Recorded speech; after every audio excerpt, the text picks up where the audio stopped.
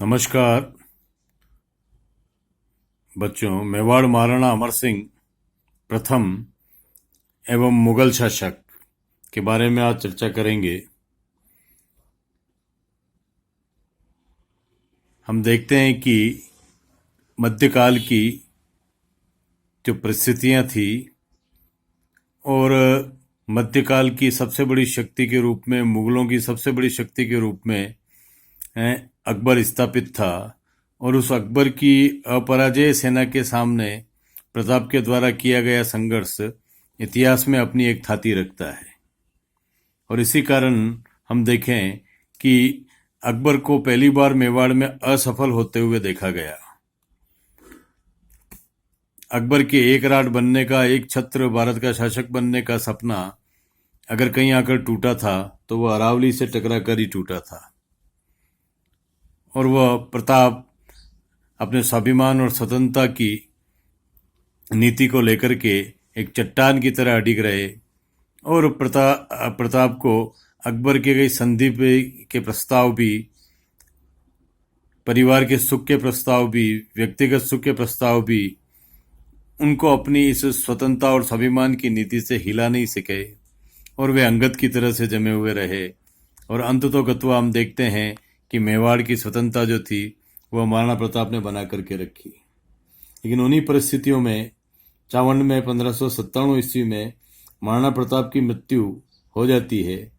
उसके पश्चात उनका पुत्र उदय सिंह मेवाड़ की गद्दी पर बैठता है। वह एक वीर पिता का वीर पुत्र है। उसने राणा प्रताप के साथ रहकर मुगलों के विरुद्ध कई संघर्ष किए थे और अपार कष्ट भी सहन किए थे। दिवेर युद्ध में विजय और दिवेर युद्ध का वृतांत इसका प्रमाण है कि अमर सिंह ने किस वीरता के साथ में दिवेर युद्ध में सफलता प्राप्त की थी। यद्यपि गद्दी पर बैठते ही उसे अनेक समस्याओं का सामना करना पड़ा, परंतु उसने सूझबूझ और साहस के साथ में अपनी समस्याओं का समाधान किया। उसने मुगलों के निरंतर आक्रमणों के से अस्त व्यस्त हुई आर्थिक अवस्था को भी सुधारने का प्रयास किया। राजकीय आय में साधनों की वृद्धि करने के लिए उसने जो रियासतें थी, जो ठिकाने थे, केलवा, मुरौली, रामपुरा, साड़ा आदि की उजड़ी हुई बस्तियों को फिर से बसाने का काम किया। उस समय की जो कृषि व्यवस्था थी, प्रताप की स्वभूमि विध्वंस नीति के कारण हम देखें कि मुगलों को उस फसलों का, उनको रसद का फायदा न मिले, इसलिए प्रताप ने इस नीति का पालन किया था। उस कारण से बहुत सा कृषि क्षेत्र जो था वो कृषि क्षेत्र उजड़ चुका था। तो उसने यहाँ पर कृषि क्षेत्र के विकास का भी कार्य किया। उसने अपनी प्रजा को माफी की जमीन देकर के उनकी आर्थिक कठिनाइयों का निवारण करने का भी प्रयास किया था और उसने सैन्य संगठन पर भी बल दिया। केंद्रीय सेना में स्थानीय सेना की भर्ती का कार्य अमर सिंह ने शुरू किया और उसके लिए किलों का निर्माण करवाया गया और बहुत से किलों की मरम्मत भी अमर सिंह के द्वारा कराई गई। उसने हरिदास जाला को सेनापति नियुक्त किया, जिसकी देखरेख में सैन्य संगठन को प्रभावशाली बनाने का कार्य प्रारंभ हुआ।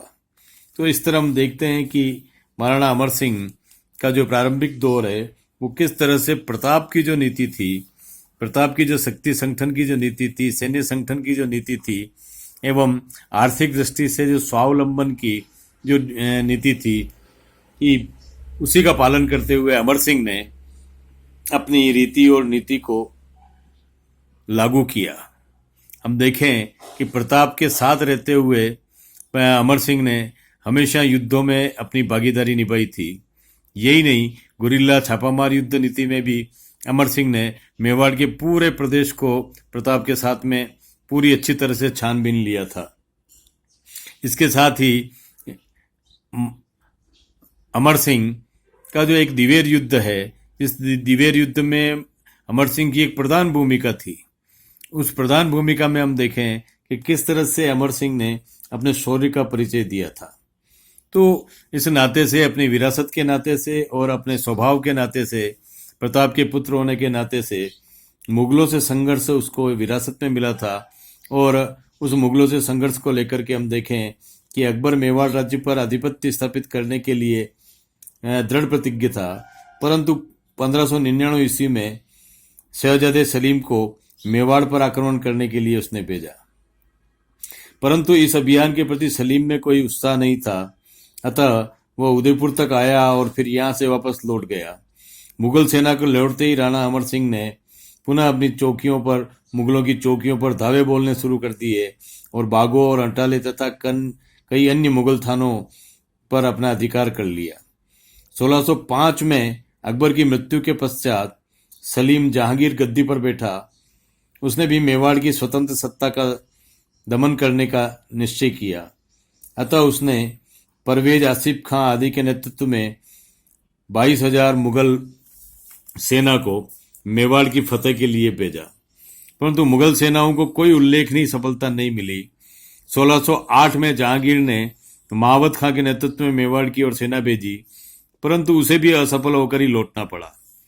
इसके पश्चात 1609 तथा 1612 में अब्दुल्ला और राजा बसु क्रमशः मेवाड़ के विरुद्ध भेजे गए, परंतु उन्हें भी कोई सफलता प्राप्त नहीं हुई। इस तरह हम देखें कि अमर सिंह ने प्रारंभिक तौर पर हम देखें कि जो अकबर का जो स्वप्न था, जिसको कि पूरे भारत पर अधिकार करना, उसको प्रताप ने साकार नहीं होने दिया। और प्रताप के जाने के बाद हम देखें कि 1605 ईस्वी तक भी अकबर ने मेवाड़ के लिए अभियान किए, लेकिन उन अभियानों में अमर सिंह ने अकबर के सपने को साकार नहीं होने दिया। ये श्रेय अमर सिंह को जाता है। और इसके बाद भी लगातार एक आक्रमणों की जो श्रृंखला है वह 1605 से लेकर के 1612 ईस्वी तक हमें देखने को मिलती है कि किस तरह से एक आक्रमणों की श्रृंखला जो है वो चल पड़ी थी। इसी श्रृंखला में हम देखें कि खुर्रम का मेवाड़ पर आक्रमण 1613 में पुनः हुआ। जहांगीर आगरा से चलकर अजमेर पहुंचा और शाहजदा खुर्रम को मेवाड़ पर आक्रमण करने के लिए भेजा। विशाल साधनों से युक्त होकर खुर्रम ने मेवाड़ पर आक्रमण किया। उसने 2 वर्ष की अवधि में राणा अमर सिंह को चावंड के पहाड़ों में जा घेरा और जितने मुगल थाने थे वो सभी महाराणा के हाथ से निकल गए। उन पर फिर से मुगलों ने अपना अधिकार कर लिया। उसने मेवाड़ राज्य में भारी लूटमार की, प्रजा को लूटा और कृषि को तहस नहस किया।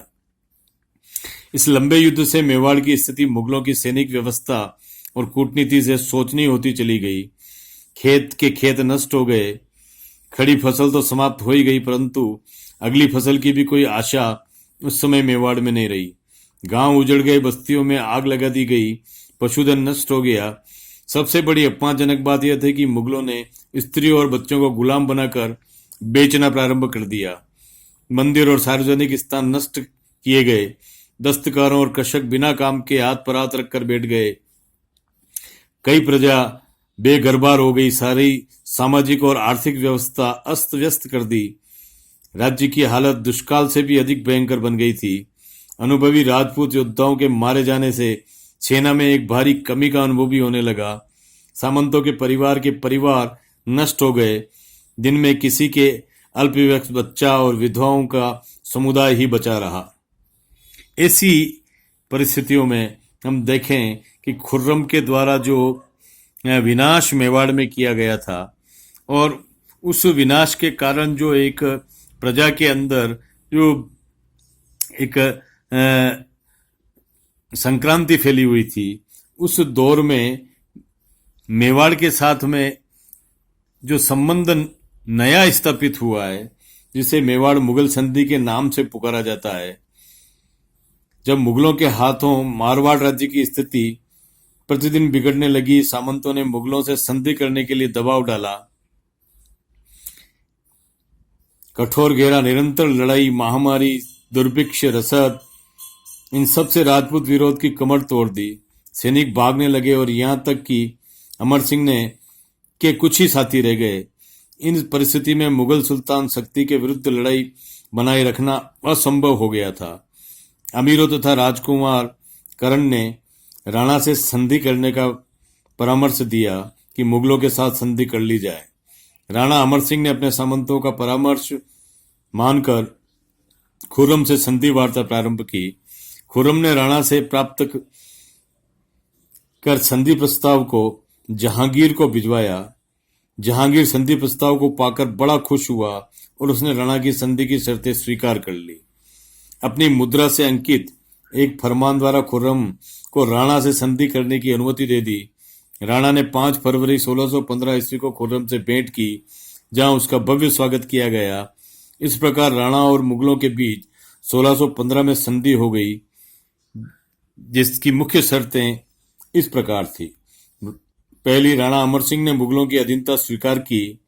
दूसरा, राणा को अन्य राजाओं की भांति मुगल दरबार की सेवा की श्रेणी में प्रवेश प्राप्त करना होगा, परंतु राणा को दरबार में जाकर के उपस्थित होना आवश्यक न होगा। उसके बदले में उसका पुत्र जो है वह स्वीकार कर लिया जाएगा। राणा 1000 घुड़सवारों में मुगल सेना के लिए तैयार रखेगा। चित्तौड़ राज्य को लौटा दिया जाएगा, परंतु दुर्ग की मरम्मत का अधिकार राणा को नहीं होगा। इस तरह हम देखें कि ये जो संधियां थी, इन संधि की शर्तों पर 1615 की यह संधि हुई थी। प्रथम दृष्टिया हम देखें कि इन संधि की शर्तों को मुगलों ने तैयार नहीं किया था, मुगल शासक के द्वारा तैयार नहीं की गई थी। ये मेवाड़ के राजकुमार कर्ण सिंह सामंत और अमर सिंह की सहमति से तैयार की गई थी, जिसमें ऐसा इतिहासकारों का मानना है कि ये बड़ी सम्मानजनक संधि थी। इसमें मेवाड़ का कोई अपमान नहीं था, एक सम्मानजनक संधि के रूप में इतिहास में देखी जाती है। इसको लेकर के हम इसकी समीक्षा करेंगे कि जैसा कि त्रिपाठी ने लिखा है कि राणा अमर सिंह ने खुर्रम की सेवा में हाजिरी दी तो उसके साथ बहुत सभ्य बर्ताव किया गया। दोनों ओर से भारी नजराने पेश किए गए। राजकुमार करण को भेजने का वचन देने पर राणा को वापस होने की छूट मिल गई। करण के डेरे पर पहुंचते ही खुर्रम उसके साथ अजमेर के लिए रवाना हुआ। बादशाह ने हृदय द्रावक उदारता से शहजादे खुर्रम का स्वागत किया और उसे 2000 जात और 1000 सवार का मनसब प्रदान किया और दरबार में अपने दाहिनी और सामने बैठाने के लिए आदेश दिया। ये इतना बड़ा सम्मान उस समय मेवाड़ को प्राप्त हुआ था। दरबार में बादशाह के सम्मुख पेश होने पर राजकुमार करण का स्नेहपूर्वक स्वागत किया गया। जहांगीर उसे कटघरे के भीतर बुलाकर उसे छाती से लगाया। मुगल दरबार में यह सम्मान मिलने वाला यह प्रथम शासक था, प्रथम राजकुमार था मेवाड़ का, जिससे इतना बड़ा सम्मान मुगल दरबार में मिला था। बादशाह और नूरजहां के शासनकाल में मेवाड़ से छीना हुआ सब इलाका राणा को वापस लौटा दिया गया। इसके अतिरिक्त राजकुमार को एक जागीर भी प्रदान की गई थी। इस तरह हम देखें कि मुगल दरबार का जो दृश्य है, क्योंकि ये जो अकबर जो अपनी प्यास लेकर के चला गया था, उसको एक सम्मानजनक संधि की रूप में महाराणा ने स्वीकार किया था। और ये जो एक स्वप्न था अकबर का कि किस तरह से मेवाड़ भी जो है वह उनके संपर्क में रहे, उसकी जो पूर्ति है, हम इसे वो अधीनता नहीं कहेंगे जो अधीनता पूरी मुगल शासक ने पूरे राजपूताना में लागू की थी। अतः ये कहना कि ये अमर सिंह ने अपनी अधीनता स्वीकार की थी, ये अधीनता एक हम देखें कि किस तरह की मेवाड़ की शर्तों के साथ की अधीनता थी, न कि मुगलों की संधि की शर्तों के साथ की अधीनता थी। अतः यहाँ पर ये समझना आवश्यक है। संधि की समीक्षा में हम देखें, कुछ इतिहासकारों ने मेवाड़ मुगल संधि की आलोचना करते हुए कहा है कि अमर सिंह ने संधि करके कायरता का परिचय दिया। उनका कहना है कि अमर सिंह को महाराणा प्रताप की भांति मृत्यु पर्यंत मुगलों से संघर्ष करना चाहिए था और लज्जाजनक संधि को स्वीकार नहीं करना चाहिए था। परंतु यदि हम इस दृष्टिकोण की समीक्षा करें तो यह निष्कर्ष पर पहुंचते हैं कि राणा ने मुगलों से संधि करना न्यायोचित था। जहांगीर ने 1605 में गद्दी पर बैठते ही मेवाड़ के विरुद्ध अभियान पर अभियान किए, परंतु राणा ने काफी लंबे समय तक मुगलों से लोहा लिया और अनेक अवसरों पर मुगल सेनाओं को पराजित भी किया। लेकिन जब मुगल सेना के द्वारा बड़ी निर्दयता पूर्वक मेवाड़ के राज्य को उजाड़ा जाना शुरू किया, किले में सामग्रियों का अभाव होने लगा खेती नष्ट होने लगी, रसद की दिक्कत आने लगी, तब राणा ने सामंतों के ने उस पर मुगल संधि करने के लिए दबाव डाला। वस्तुतः मेवाड़ का राणा अपने सीमित साधनों में शक्तियों से मुगल साम्राज्य का दीर्घकाल तक मुकाबला करने में असमर्थ था। अतः अमर सिंह पर कायरता का दोषारोपण करना तर्कसंगत नहीं है। यहाँ पर हमें मेवाड़ की सामंत प्रथा को भी समझना पड़ेगा कि जिन सामंतों के कारण उदय सिंह को चित्तौड़ का राज्य मिला था और जिन सामंतों की मदद से बनवीर को चित्तौड़ से खदेड़ा गया था, जिन सामंतों के कारण ही उदय सिंह के पश्चात महाराणा प्रताप का राज्यारोहण हुआ था और जगमाल को गद्दी से हटाया गया था, ये वही सामंत थे जिन्होंने सांगा के समय में भी खानवा के युद्ध के बाद में हम देखें कि मेवाड़ को संभालने की बात कही थी। तो ये जो मेवाड़ की जो सामंत प्रथा रही है और मेवाड़ के महाराणा का निर्णय हमेशा सामंतों की राय से ही होता चला आया था। तो इस तथ्य को यहाँ पर समझना आवश्यक है कि किस तरह से वही सामंतों का जो मेवाड़ हितैषी सामंत थे, उन सामंतों की सोच के कारण, उनके फोर्स के कारण, उनके दबाव डालने के कारण और साथ ही महाराणा के पुत्र कर्ण सिंह के भी उनके साथ में सम्मिलित होने के कारण अमर सिंह को इस संधि को स्वीकार करना पड़ा। सबसे महत्वपूर्ण इसमें बात यह थी कि इसमें संधि की शर्तों में राणा को स्वयं को मुगल दरबार में उपस्थित नहीं होना था। साथ ही मुगलों से कभी भी वैवाहिक संबंध स्थापित करने की बाध्यता नहीं थी। ये दो जो विषय हैं कि हम देखें कि संपूर्ण भारत के जो महाराजा जिन्होंने कि अकबर की अधीनता स्वीकार की थी, उन्होंने उनको दरबार में जाकर के हाजिरी लगवानी थी, अपने घोड़े पर दाग लगाना था और मुगल शासन के द्वारा दी गई जो खिलत थी उस खिलत को धारण करना था। ये तीनों जो मुख्य बिंदु हैं ये पूरे गौरव को नष्ट करते हैं और इन तीनों बिंदुओं पर हम देखें कि तीनों शर्तें मेवाड़ के महाराणा ने लागू नहीं होने दी। अतः यह कहना कि एक सम्मानजनक संधि थी निश्चित रूप से तर्कसंगत होगा।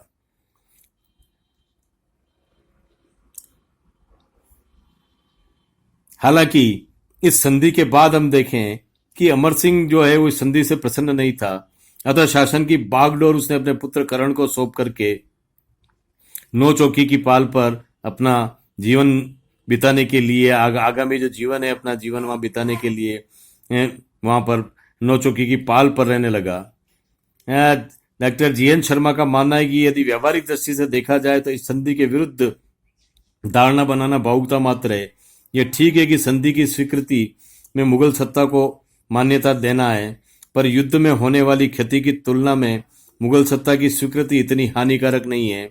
इस संधि में राज्य के आंतरिक शासन में सम्राट द्वारा हस्तक्षेप करना या राणा का मुगल दरबार में हाजिर होना अपेक्षित नहीं था, न उसे मुगलों के लिए डोला भेजना आवश्यक था। यदि समय पर संधि न की गई तो मुगल बल में थोड़ी सी मेवाड़ की रियासत समाप्त हो गई होती। बल्कि कहना चाहिए कि इस संधि के कुछ शांति का अवसर दे मेवाड़ के वीरों ने फिर से युद्ध लड़ने की क्षमता पैदा कर दी। यदि भावुकता को पृथक कर दिया जाए तो इस संधि ने मेवाड़ की जनता को सुख और शांति से रहने का अवसर प्रदान किया। यहाँ फिर से व्यापार, जन जीवन, व्यवसाय में एक स्थिरता देखने को मिलती है। मेवाड़ के लिए संधि में जो शर्तें थी वह अन्य राजपूत राजाओं की शर्तों की तुलना में प्रतिष्ठाजनक एवं उदार थी। इस तरह हम देखें कि ये दोनों तरह की जो तर्क हैं वो हमें देखने को मिलते हैं, लेकिन यह तर्क की ये संधि बड़ी नहीं करनी चाहिए थी, अपमानजनक थी, या अधीनता अमर सिंह के द्वारा अधीनता स्वीकार कर ली गई थी। अमर सिंह ने संधि स्वीकार करना एक कायरता का परिचय दिया था। इस तरह की जो बातें हैं वो बड़ी तथ्यहीन मालूम होती है, क्योंकि यहाँ पर हमें जो एक उस समय का जो मध्यकालीन जो वातावरण है, मध्यकालीन जो एक पीठिका है, उसको भी समझना आवश्यक है। तो उस मध्यकालीन दौर में जहाँ पर स्वतंत्रता और स्वाभिमान का हनन जो है वो सबसे पहले मुगल शासकों के द्वारा हर राजा का किया जा रहा था, जिसे हम चीरहरण की संज्ञा देंगे, तो ऐसा मेवाड़ के साथ में नहीं हुआ था। अतः यह निश्चित तौर पर कहा जा सकता है कि यह बड़ी सम्मानजनक संधि थी और इसमें जो शर्तें थी उन शर्तों की जो पालना थी वो मेवाड़ के उस गौरवमयी अतीत को बचाने वाली थी, उस पर कभी कलंकित करने वाली नहीं थी। अमर सिंह का व्यक्तित्व, अमर सिंह एक वीर पिता का पुत्र था। उसने पिता के साथ रहकर भी मुगलों से विरोध किया और अपने पराक्रम का परिचय समय समय पर दिया था। मेवाड़ की गद्दी पर बैठने के बाद भी उसने दीर्घ काल तक मुगलों से लोहा लिया। जहांगीर ने अनेक अनुभवी सेनापतियों मावत खां, परवेज, अब्दुल्ला आदि को असफल करने वाला यह उदय सिंह ही था।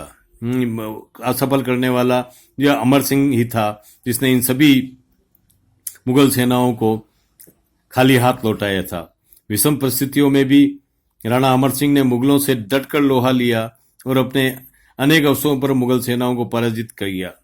अमर सिंह एक चतुर राजनीतिज्ञ भी था, तो उसने अपने सामंतों के परामर्श को स्वीकार करते हुए मुगलों से संधि करने का निश्चय किया और मेवाड़ राज्य को व्यर्थ में नष्ट होने से बचा लिया। यह प्रजा के लोक कल्याण के लिए, प्रजा के हित के लिए स्वाभिमान पूर्वक उठाया हुआ कदम था। राणा अमर सिंह एक सुयोग्य शासक था। उसके काल में मेवाड़ में साहित्य, कला, उद्योग, व्यापार और सभी क्षेत्रों में उन्नति हुई। अमर सिंह ने अपने पिता के समय से ही मुसलमानों से लड़ाइयाँ लड़ी थी। उसके पीछे भी उसकी स्वतंत्रता की रक्षा के लिए अनेक लड़ाई लड़ने का प्रमाण मिलता है। वह वीर होने के अतिरिक्त एक अच्छा कवि, विद्वानों का आश्रयदाता था। जैसा कि हम देखें, टोड ने लिखा था, अमर सिंह प्रताप और अपने कुल का सुयोग्य वंशधर था। वह वीर पुरुष के समस्त शारीरिक और मानसिक गुणों से संपन्न तथा मेवाड़ के राजाओं में सबसे अधिक ऊंचा और बलिष्ठ था। वह उदारता और पराक्रम आदि सद्गुणों के कारण सरदारों को, न्याय और दयालुता के कारण अपनी प्रजा को प्रिय था। तो अमर सिंह के द्वारा एक सम्मानजनक कदम उठाना अपनी प्रजा रक्षण के लिए, और मेरा मानना है कि जिन शर्तों को लेकर के अकबर जो था वो अडिग रहा और वो शत्रुओं को जीतने के लिए वो उसके स्वाभिमान का, उसकी स्वतंत्रता का, उसके अस्तित्व का हरण करने की नीति पर था कि किस तरह से मतलब कि मेवाड़ के उस कुंभाकालीन बप्पा रावल, कुंभा से भी पहले हम देखें बप्पा रावल के बाद में अमीर वगैरह, ये जो ऐसे महान शासक हुए थे, कुंभा, सांगा और सांगा जिन्होंने की मतलब कि अकबर के पूर्वज को टक्कर दी थी, तो उन सभी का जो एक शौर्य और स्वाभिमान की जो परंपराएं मेवाड़ में कायम हो चुकी थी, उन सभी को कलंकित करने के लिए अकबर ने हमेशा इन शर्तों पर कभी भी विचार नहीं किया। वह उसके स्वाभिमान की कॉस्ट पर मेवाड़ को अपनी सेवा में लेना चाहता था, लेकिन प्रताप ने कभी भी स्वाभिमान की कॉस्ट पर इन सेवाओं को नहीं दिया और एक संघर्ष जारी रखा। और इस संघर्ष को भी हम देखें कि किस तरह से अमर सिंह ने भी जारी रखा और अंततोगत्वा मुगल दरबार को ही उन संधि की शर्तों को हटाना पड़ा जो मेवाड़ के स्वतंत्रता और मेवाड़ के स्वाभिमान को कलंकित करने वाली थी। अब हम देखें कि मेवाड़ ही एकमात्र ऐसा राजपूताना का राज्य था जिसने न तो अकबर के मुगल दरबार में जाकर के अपनी हाजिरी दी महाराणा के रूप में, और न ही अपनी बहन बेटियों के जो डोले थे वो मुगल दरबार में भेजे थे। तो इस तरह से संस्कार और संस्कृति संरक्षण और अपनी कुल गौरव की रक्षा करते हुए जो ये संधि स्थापित की थी, इसमें अमर सिंह को कायर मानना या अमर सिंह को संघर्ष धर्मा न मानना बहुत बड़ी अतार्किक बात होगी, जबकि एक दूरदृष्टि को देखते हुए हम देखें कि एक दूरदृष्टि का जो परिचय है वो अमर सिंह के द्वारा दिया गया था।